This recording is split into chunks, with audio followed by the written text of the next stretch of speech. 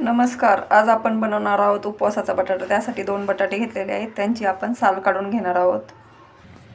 बटाट्याची साल काढून रेडी आहे. आता त्याचे आपण बारीक बारीक पीस करणार आहोत. बटाटा आपला चिरून झालेला आहे, तो आपण पाण्यात घालणार आहोत.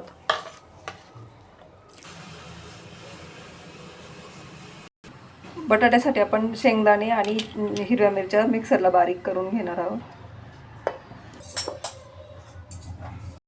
आता आपला कढई गरम करून त्यात तेल घालून घ्यायचे आहे. तेल गरम झाले की तेलात थोडे शेंगदाणे तळून घ्यायचे आहेत.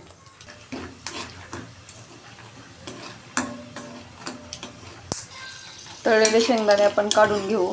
त्याच तेलात आपण हे शेंगदाणे आणि मिरची बारीक केलेले घातले, ते मिक्स करून घ्यायचे आहे.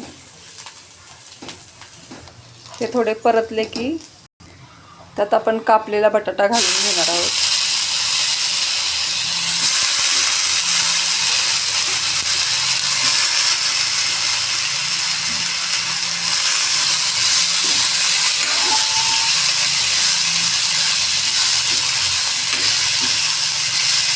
हा बटाटा असा मिक्स करून घ्यायचा आहे.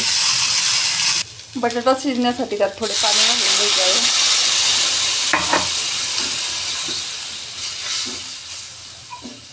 त्यात चवीनुसार मीठ घातले. एक उकळी आले की आपण हे शेंगदाणे, तळलेले शेंगदाण्याचे अर्धे करून घालायचे आहेत. आता 10 मिनिटं झाकण ठेवून शिजायला ठेवणार आहोत. 10 मिनिटानंतर हा पहा, आपला बटाटा शिजून रेडी झालेला आहे.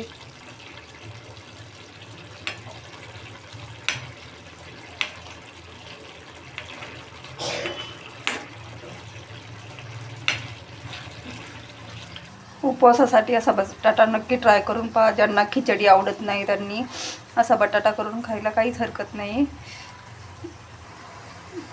अशाच नवनवीन रेसिपी म्हणते पुन्हा भेटूया. धन्यवाद.